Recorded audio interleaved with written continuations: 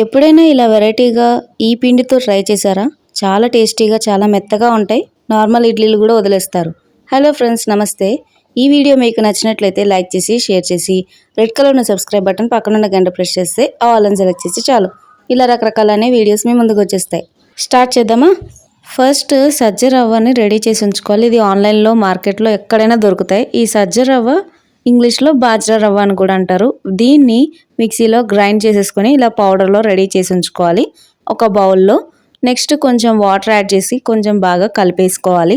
నార్మల్గా అయితే నార్మల్ సజ్జలు తీసుకొని కడిగేసి ఎండపెట్టి ఎండిపోయాక పిండి గిన్నెకి కానీ పిండి మర్రకు కానీ ఇచ్చేయచ్చు.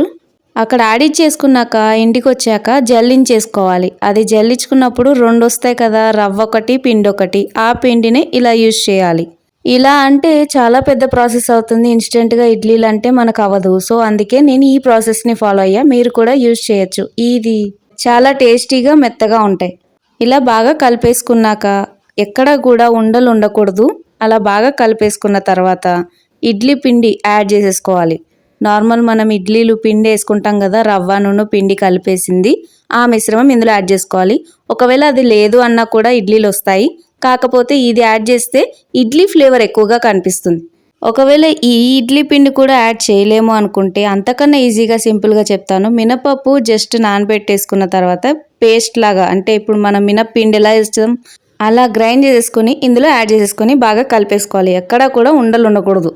ఇలా మొత్తం కలిపేసుకున్నాం కదా, ఒక మినిమం హాఫ్ అన్ అవర్ ఉంచుకోవాలి. సాల్ట్ వేసాక హాఫ్ అన్ అవర్ అయిపోయాక ఇప్పుడు క్యారెట్ తురిమేసింది వేసేసుకున్నా. పచ్చిమిర్చి చిన్న చిన్న పీసెస్ లాగా కట్ చేసుకుని ఇందులో యాడ్ చేసుకోవాలి. ఇవి ఎందుకు అంటే పచ్చిమిర్చి స్పైసీనెస్గా ఉంటుంది, టేస్టీగా ఉంటుంది. చట్నీ అక్కర్లేదు, ఉత్తిగా కూడా తినేయచ్చు. నెక్స్ట్ ఆనియన్స్ కూడా చిన్న చిన్న కట్ చేసినవి వేసేసా. కావాలనుకుంటే చట్నీ కూడా యాడ్ చేసుకుని తినచ్చు.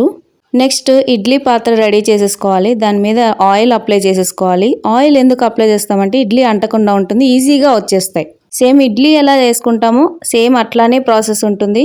అలా ఉడికిపోయిన తర్వాత అంతే, సర్వింగ్ ప్లేట్లో సర్వ్ చేసుకుంటే సజ్జలతో ఇడ్లీ రెడీ అయిపోయినాయి. క్యారెట్, ఆనియన్, పచ్చిమిర్చి వీటితో పాటు మీకు ఇంకా వెజిటేబుల్స్ యాడ్ చేసుకుంటా అంటే యాడ్ చేసేసుకోవచ్చు. మేము ఎందుకు ఇవి యాడ్ చేసామంటే సజ్జలు అంటే చప్పగా ఉంటాయి, అసలు తినబుద్ధి అవ్వదు. ఈ ఫ్లేవర్స్ యాడ్ చేస్తే ఇడ్లీ కూడా చాలా మృదువుగా టేస్టీగా అనిపిస్తాయి, మెత్తగా ఉంటాయి ఇడ్లీలు.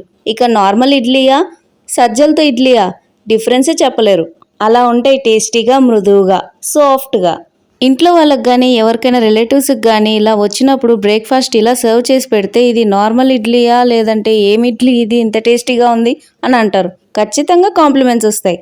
మీరు ట్రై చేశాక ఎలా వచ్చిందో కామెంట్ సెక్షన్లో రాసి పంపించేయండి.